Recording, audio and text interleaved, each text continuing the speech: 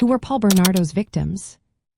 When discussing the chilling true crime cases in Canada, Paul Bernardo's name often comes up due to the horrific nature of his crimes.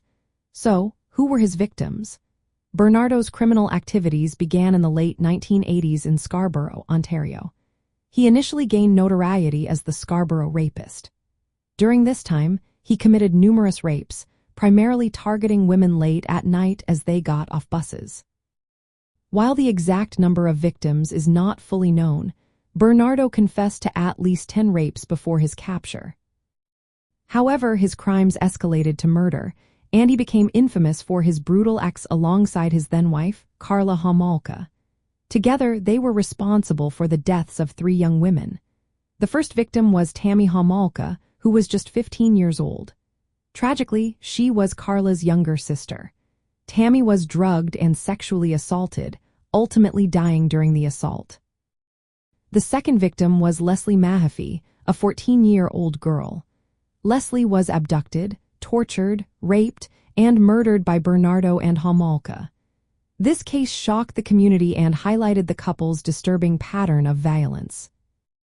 The third victim was Kristen French, who was also 15. Kristen faced a similar fate, being abducted, tortured, sexually assaulted, and killed. These heinous acts were particularly notorious due to the involvement of Karla Homolka, who initially received a reduced sentence for cooperating with authorities.